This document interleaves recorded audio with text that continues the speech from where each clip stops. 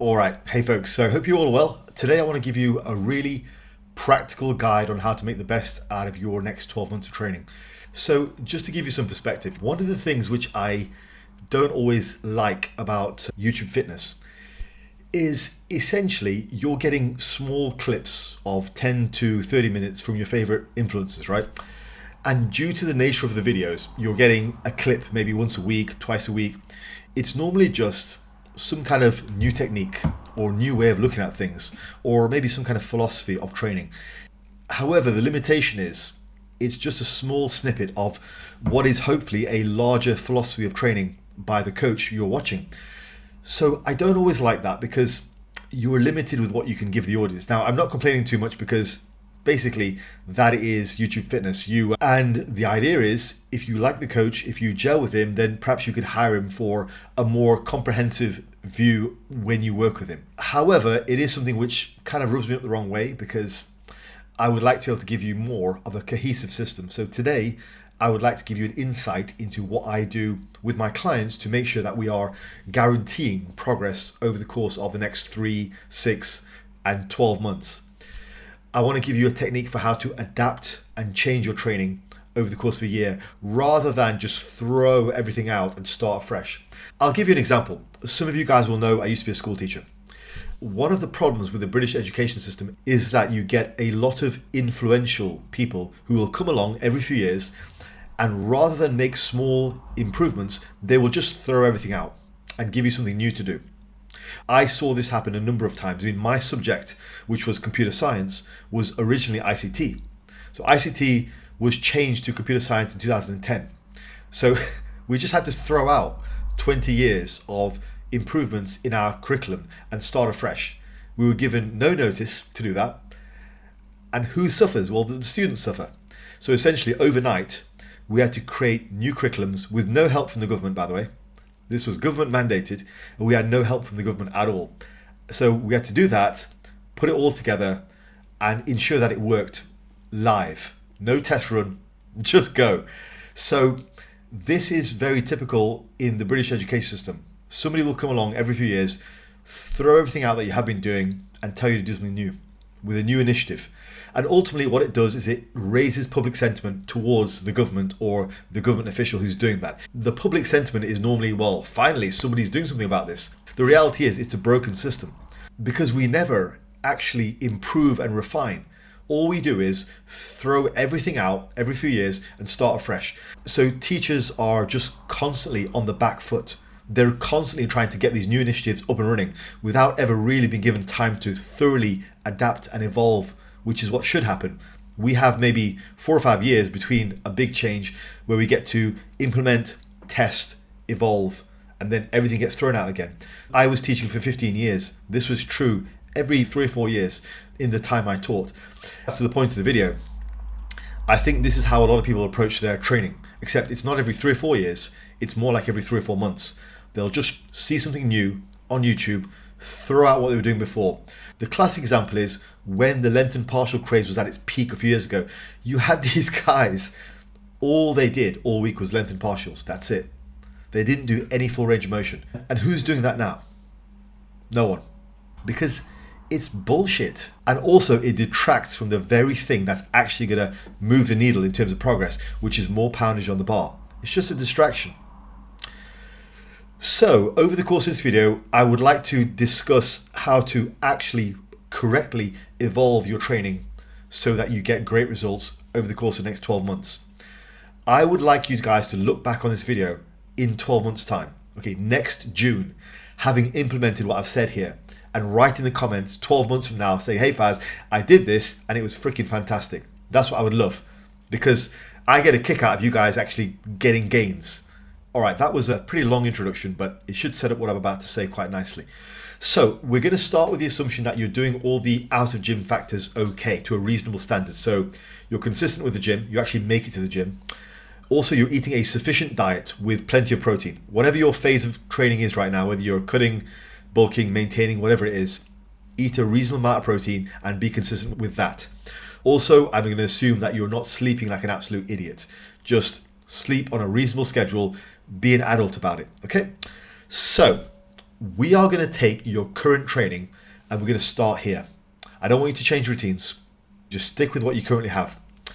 You're going to run this for 12 weeks. Whatever you're currently doing, you're going to run for 12 weeks, and I'm going to tell you exactly how to make those changes. So you're going to start off with just whatever progression scheme you've been using. If it's a double progression, great. That's my preferred method. If it's some other kind of funky progression scheme, go for it. And this is how you're going to adjust the block. If you are making progress with absolutely zero pain, carry on what you're doing, no problem. If you are not making progress and you're in pain, this is how I'd like you to make some changes. So if you're constantly sore, you've got tendonitis and that's affecting your workout, this is what I'd like you to do. Tendonitis is essentially a problem of a lack of recovery for that joint. You're overloading that joint. So very common examples are elbow tendonitis because you're just doing too much pressing or too much tricep work. So adjust the volume down. Now this could also involve exercise selection because some exercises place more stress on joints than others. So again, it's a recovery problem. Therefore, take whatever you're doing and strategically either change an exercise for something more gentle or just lower the weekly volume by maybe 1 or 2 sets. That's it. So again, look, we're not changing the entire routine. We're not saying, well, that didn't work, throw it all out. We're just intelligently and strategically lowering volume in that area, not everywhere else. Now, if you're not in any pain, but you're not making progress, that's where you might need more volume. Now, this is very common for people with bench press. Super common. So let's say you're benching your 3 sets on day 1, 3 more sets on day 2, 6 sets total with a bit more chest work, like some isolation work. All right, maybe that's not enough. Bench pressing normally responds to more direct pressing, or at least pressing variation. So you may just need to do more actual pressing. So this is where you might ramp up the volume of pressing, and that will allow you to get more practice in and hopefully make more gains. It's a very common thing for going from intermediates to advanced. You need more volume, particularly direct pressing. Doesn't always seem to hold true for squats and deadlifts, but certainly seems to hold true for pressing. So that is how you're going to adjust the volume over the course of those first 12 weeks, that first block. Once you get to the end of the 12 weeks, you're going to do a small evaluation. I want you to actually write it down, put it in your notes on your phone or something, but do an evaluation. Don't just carry on with the training. Every 12 weeks, evaluate your training. And here's how I want you to do it. Take 3 to 5 main lifts, which represent the whole body, and use those as your markers of progression. For the Fazlifts OGs, you will be familiar with that concept, of course, but be critical. It doesn't help anyone if you're not honest, okay? Be critical, look at what went wrong, and be honest. Be critical of your progression and aim for roughly 5 kilos on a main lift over the course of those 12 weeks. If that doesn't sound like very much, just bear in mind, you stack that up 4 times over the course of 12 months. That is 20 kilos on each main lift, which is phenomenal progress. And I guarantee you that is way more progress than the average guy in the gym who looks exactly the same year after year. You stack that 20 kilos of progress up 3 times over 3 years, that's 60 kilos. Just imagine what that would do for your bench press or your squat or your deadlift. So don't tell me 5 kilos over 12 weeks is not enough, because it's bloody fantastic. So that is your end of block evaluation. Ensure that you've made that progress. If you haven't, be critical with yourself and make the adjustments in the way that I've shown you how. Right, start the next block, block 2. You are going to start with an honesty week. I covered honesty weeks in the last video. You're going to re-establish your working weights with excellent form so that your progression is honest and also it's more consistent. You're still going to be training hard, but you're training hard with great form usually leads to less weight on the bar. Simply because over the course of 12 weeks, human nature takes over and we might allow form degradation to occur for the sake of more poundage. So by all means, readjust your weights in the way that I've shown you how. Take an honesty week and then go again, aiming for that, again, 5 kilos of progression. So that is 10 kilos over the course of the first 6 months. You stack that up again over 12 months, you've just generated 20 kilos worth of progress in each major lift in a year. That is how progression is done. That is how, ultimately, this type of information is a lot more useful. This is a practical guide for 12 months. It's an insight into how I manage my clients. Adjust your training the way I've showed you, and you will have a fantastic 12 months. I'm going to call it there. I really hope you implement this over the 12 months because you can guarantee yourself progress. This is how to do it. And also, if you get to that point where you're 6 months in, you're doing really well, you perhaps want to check in with me, then fine. Book a consultation. We'll talk for an hour and I can go through and help you out for the next 6 months. Ultimately, this kind of stuff, which leads to more weight on the bar, is how you do it. Tips, tricks, techniques, reaction videos don't help you. This stuff does.